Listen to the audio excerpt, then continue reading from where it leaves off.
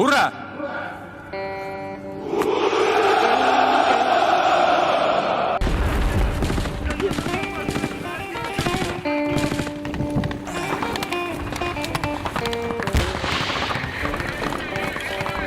هوتن ليش تبعي؟ لا أتذكر 10 مرات في رمضان. الرفرف راح عليا.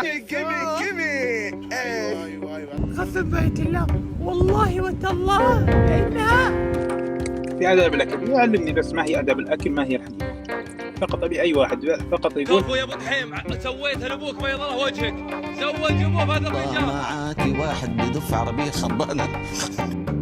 حيث لم يلبث العالم أن تتراجع أزمة وباء فيروس كورونا حتى يكون على موعد على ما يبدو مع مرض آخر.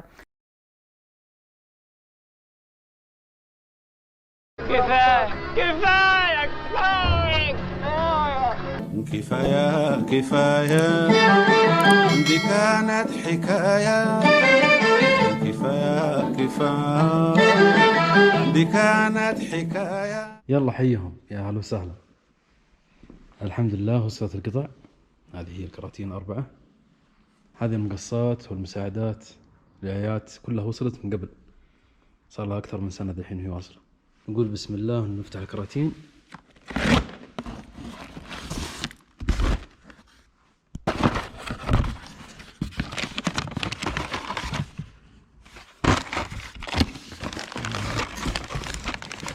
هذه علبة الفرامل،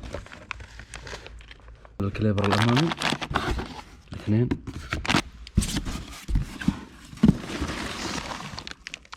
هذا اللي يحتاجها، هذا اللي عليها الشغل الحين.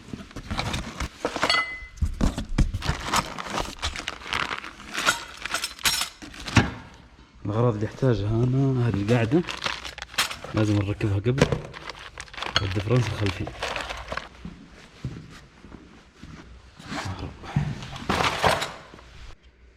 هذا لازم تنفك. القماش القديم لازم نفك العمود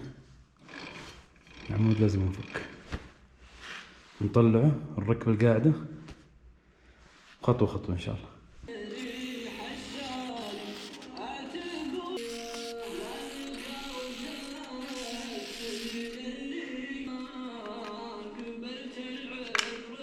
أنا قد فكيتها قبل عشان أشيك على التروس، أمور إن شاء الله تمام. صح إن الدفرنس الحجم الصغير 10 مسامير، لكن إن شاء الله يجمل معانا إن شاء الله. بسم الله.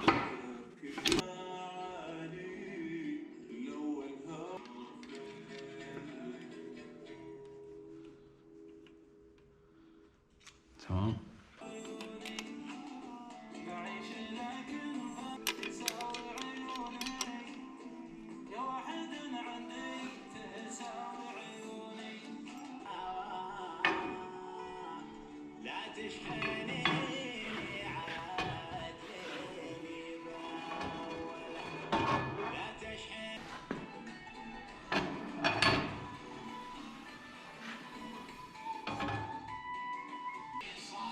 الحين نفك المسامير اللي في الخلف.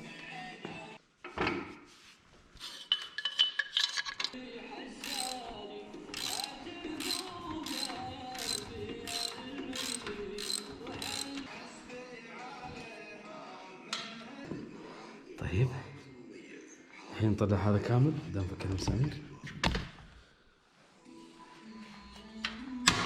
بسم الله كذا تمام.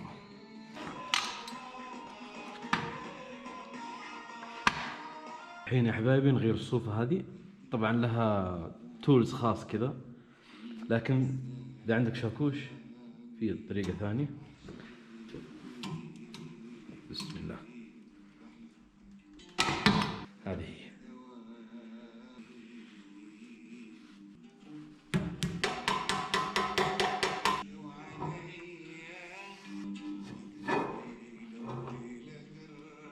هذا يسمونه سي كليب، هذا هنا مكانه. تأكد انه ركب، نسحب شوي خلاص.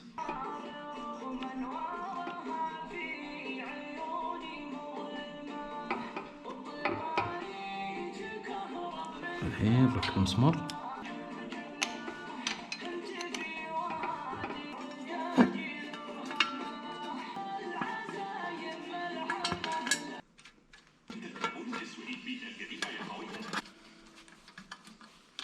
الحين نركب القاعدة هذه حقت الكليبر الخلفي. نركب الوردات.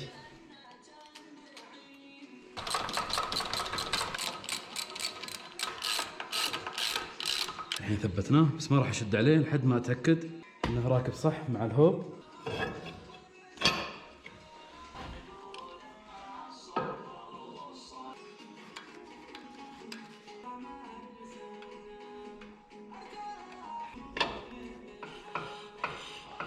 يا سلام كذا 100%. خلاص الحين نبدأ نفك هذا.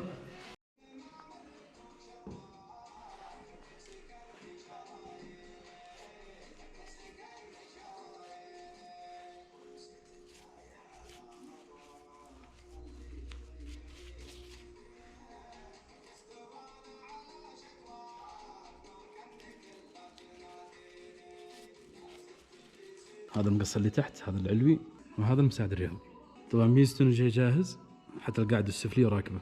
في انواع ثانية ما تجي راكبة، هذه لازم انت تركبها. نبدأ نركب هذه الأولى تكون بالشكل هذا، بعدين الجلدة هذه الكبيرة تكون تحت والصغيرة تكون فوق. فوق يكون العكس، يعني تكون هذه مقلوبة زي كذا. نبدأ نركب الحين المساعد هنا نثبته، وهذه تكون جهة الكفر. ونبدأ نركب المقص اللي تحت.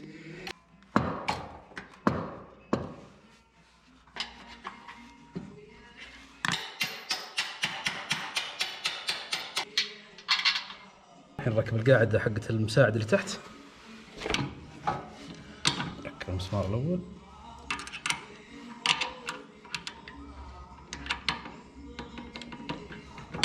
المسمار الثاني، ونركب الصواميل. طيب الحين نركب الجلدة هذه هنا تبع المقص العلوي.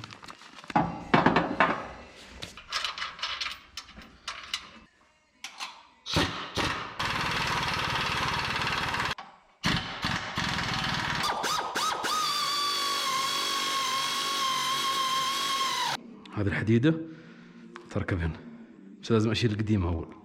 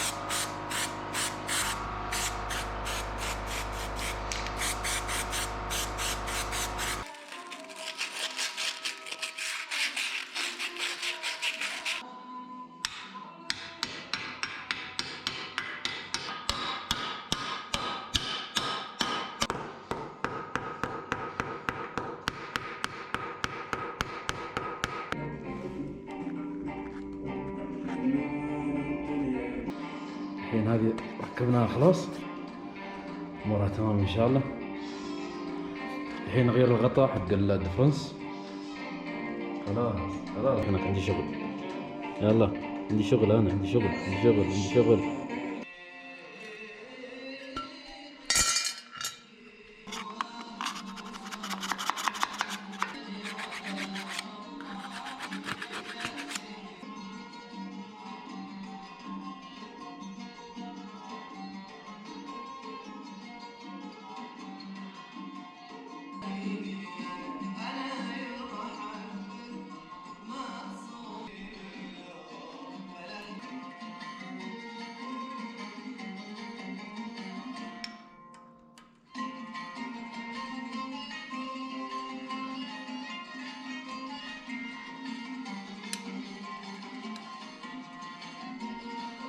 الحين لازم نشيل القاعدة هذه حقت المساعد الخلفي.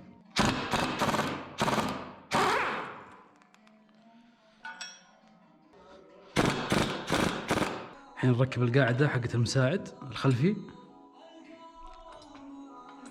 هذه خليتها بس تثبيت. المكان هذا راح يجي فيه الكنترول ارم اللي تحت، فبثبته انا بس مؤقتا لحد ما ننقل الدفرنس ان شاء الله هناك. الحين نثبت المسامير هذه.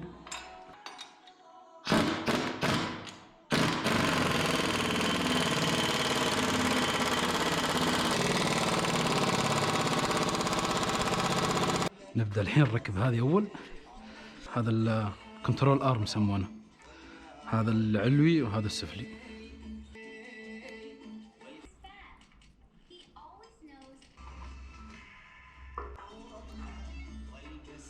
هذا الأول.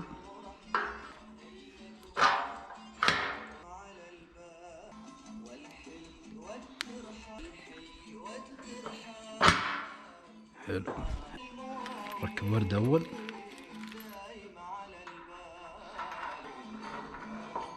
عندنا وردة.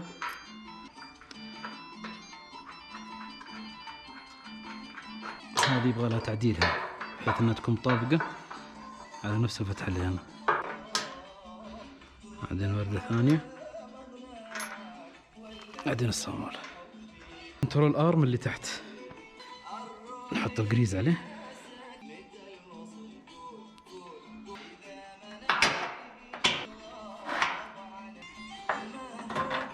يا سلام. طيب والله الدفرنس ثقيل ما شاء الله. نسيت حاجة. اوف يا كبر الحلام اللي على بالي مشفي. واخ يا راسي من التفكير في من لا يشوفه. يا حر انتظاري اني قبور من المقفي. يا حب عطيت ناس ما يستاهل. يا سلام. هذه تركب هنا.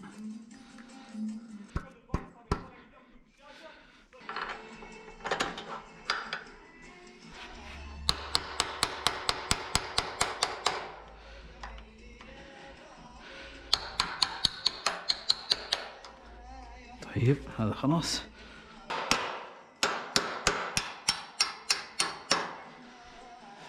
طيب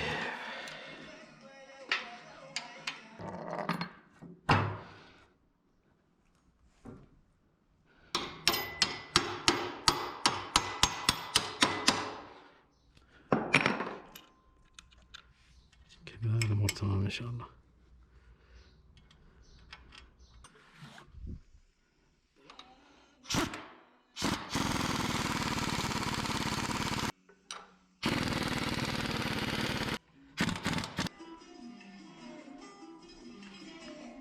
طيب ايش باقي؟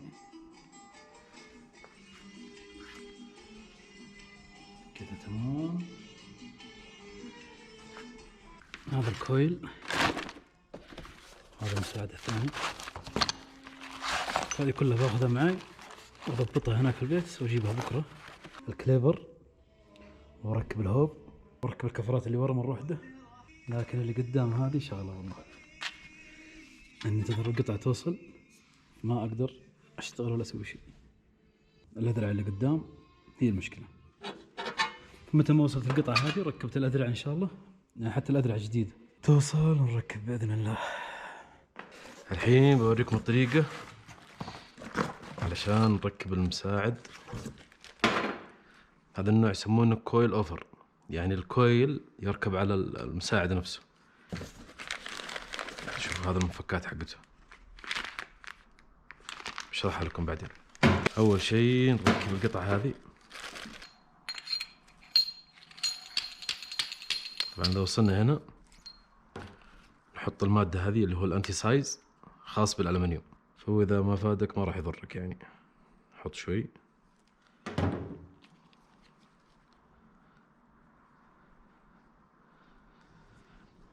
هذا ميزته مع الوقت ما يخلي الأسنان هذه تجيم، عرفتم؟ مع الموية مع هذا يكون سهل عليك بعدين انك ترفع وتنزل السيارة. الحين القطعة الثانية بالطريقة هذه. المكان هذا راح يكون عليه الكويل، راح يكون عليها البيرنج هذه، راح تركب هنا بحيث انها تسهل عملية رفع الكويل بعدين. فراح تركب بالطريقة هذه.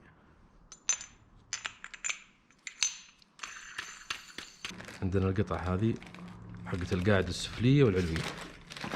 طيب نقول بسم الله. نركب الأول شيء السفلية، نركبها ونحاول في لازم المكان هنا تركب بالطريقة هذه. نتأكد انها ركبت زين. طبعا هذه ثنتين متشابهة. نركب هذه من الخلف. احنا ركبنا هذه قدام، هذا نركبه من الخلف. تمام. نركب الحلقة هذه من الجهة الثانية. نجي على اللي فوق نفس الطريقة. ناخذ الحلقة الأولى نركبها جوا، ونفس الطريقة اللي سويناها تحت من الجهة الثانية نركب الجميل هذا.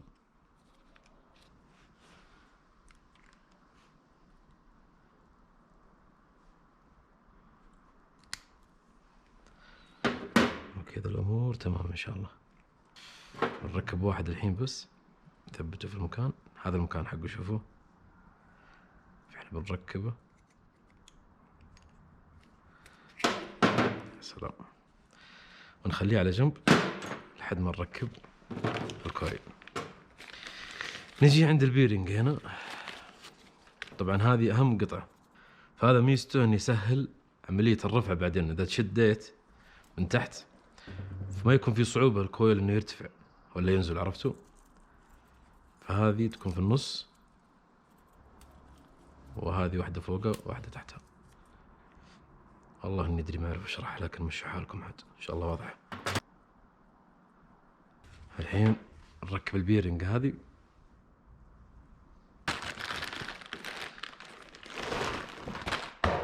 هلا بالزين. راح أشرح لكم كيف الطريقة الحين، وش فائدة الأنتي سايز اللي حطيناها هنا، وش فائدة البيرنج. بس خلص. طيب الحين القطعة الأخيرة هذه اللي تركب هنا. حلو. نركبها نثبتها هنا ونضغط على المساعد بحيث انه يمسك الشغل اللي سويناه. بسم الله كذا تمام. حلو. الحين نركب القطعة هذه اللي فوق. أنا ركبت واحدة من الحلقات هذه، بقي الحلقة الثانية. اوكي هذه حلها تمام. الحين هذا جالس يرتفع ويضغط على الكويل، عرفتوا؟ ان شاء الله تكون مفهوم. بس شوفوا هذا شرح كذا بس مؤقت. بالطريقة هذه السيارة راح تنزل، راح ترفع. يعني عندك في النوع هذا من 1 إنش إلى 3 إنش.